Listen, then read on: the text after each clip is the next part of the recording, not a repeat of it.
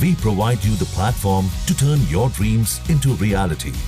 Give wings to your aspirations with KR Mangalam University. Congress महासचिव प्रियंका गांधी वाड्रा के पति रॉबर्ट वाड्रा से ईडी ने 6 साल बाद 6 घंटे तक पूछताछ की। गुरुग्राम के शिकोपुर में 7.5 करोड़ रुपए में जमीन खरीदकर डीएलएफ को 58 करोड़ रुपए में बेचने के मामले में वाड्रा से मनी लॉन्ड्रिंग रोकथाम कानून के तहत पूछताछ की गई। उन्हें 16 अप्रैल को फिर पूछताछ के लिए बुलाया गया है। वाड्रा के खिलाफ ईडी 2 अन्य मामलों बीकानेर जमीन घोटाला और संजय भंडारी से जुड़े लंदन के ब्रैस्टन में मकान खरीद की भी मनी लॉन्ड्रिंग के तहत जांच कर रही है। वाड्रा से साल 2018 और 2019 में ईडी कई दौर की पूछताछ कर चुकी है, लेकिन ईडी की कार्रवाई के खिलाफ हाई कोर्ट और सुप्रीम कोर्ट में विभिन्न याचिकाएं दाखिल होने के कारण आगे पूछताछ नहीं हो सकी। बता दें कि ईडी के वरिष्ठ अधिकारी ने कहा कि अदालती विकल्प खत्म होने के बाद वाड्रा से पूछताछ शुरू की गई है। वैसे इस मामले में ईडी ने डीएलएफ से मिले 58 करोड़ रुपए में से अधिकांश को जब्त कर लिया है। इनमें वाड्रा की company Skylight hospitality private limited की संपत्तियां भी शामिल हैं।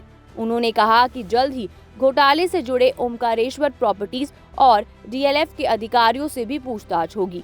इन सब से पूछताछ होने के बाद ईडी मनी लॉन्ड्रिंग रोकथाम कानून की धाराओं के तहत वाड्रा और अन्य आरोपियों के खिलाफ चार्जशीट दाखिल करेगी। वाड्रा के खिलाफ बीकानेर में 65 हेक्टेयर जमीन खरीद घोटाले में भी ईडी जांच कर रही है।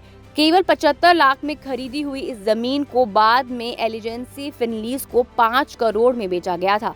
ईडी इस मामले में लगभग 6.25 करोड़ रुपए की संपत्ति को अस्थायी रूप से जब्त कर चुकी है। इनमें स्काईलाइट हॉस्पिटैलिटी प्राइवेट लिमिटेड की एक अचल संपत्ति भी शामिल है। इस मामले में ईडी 9 आरोपितों के खिलाफ चार्जशीट दाखिल कर चुकी है। वाड्रा और उसकी कंपनी की भूमिका की जांच चल रही है। जल्द ही वाड्रा को इस मामले में भी पूछताछ के लिए सम्मन किया जाएगा और उसके बाद उनके खिलाफ पूरक चार्जशीट दाखिल की जाएगी। बता दें कि लंदन में रह रहे और वहां की अदालत में प्रत्यर्पण के केस का सामना कर रहे संजय भंडारी के खिलाफ मनी लॉन्ड्रिंग की जांच के दौरान लंदन के 12 ब्रैस्टन स्क्वायर की असली मालिक रॉबर्ट वाड्रा के होने के सबूत मिले थे। इस मामले में जांच अभी चल रही है और ईडी संजय भंडारी के प्रत्यर्पण और ब्रिटेन में भेजे गए लेटर रोगेटरी के जवाब का इंतजार कर रही है। बता दें कि जांच के लिए जस्टिस एसएन ढींगरा के नेतृत्व में आयोग गठित किया गया था। जागरण संवाददाता के अनुसार गुरुग्राम में रॉबर्ट वाड्रा की कंपनी को सस्ती दरों पर जमीन देने का घटनाक्रम साल 2008 का है। उस समय हरियाणा में कांग्रेस की सरकार थी। भूपेंद्र सिंह हुड्डा मुख्यमंत्री थे। भाजपा ने 2014 के विधानसभा चुनाव में वाड्रा को फायदा पहुंचाने का आरोप लगाते हुए इसे चुनावी मुद्दा बना दिया था। इसकी जांच के लिए जस्टिस एसएन ढींगरा के नेतृत्व में आयोग भी गठित किया गया था, लेकिन तब जांच किसी ठोस नतीजे पर नहीं पहुंची। इस संबंध में केस कई साल तक अदालत में भी चला। 2018 में इसी जमीन घोटाले में गुरुग्राम के खिड़की दौला थाने में मुकदमा दर्ज किया गया। इस आधार पर ईडी द्वारा जांच की जा रही है।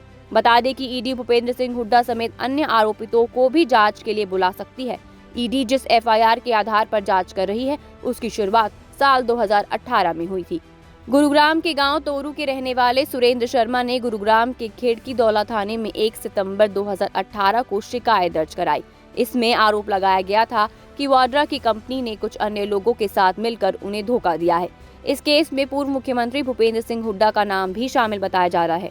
शिकायतकर्ता सुरेंद्र शर्मा का आरोप है कि वाड्रा की कंपनी और डीएलएफ के बीच हुई डील के बाद बदले में हुड्डा सरकार ने डीएलएफ को गुरुग्राम के वजीराबाद में 350 एकड़ जमीन का आवंटन किया। इसी मामले में ईडी वाड्रा की कंपनी पर वित्तीय अनियमितताओं की जांच कर रही है। ईडी इस केस में पूर्व मुख्यमंत्री भूपेंद्र सिंह हुड्डा समेत अन्य आरोपितों को भी जांच के लिए बुला सकती है।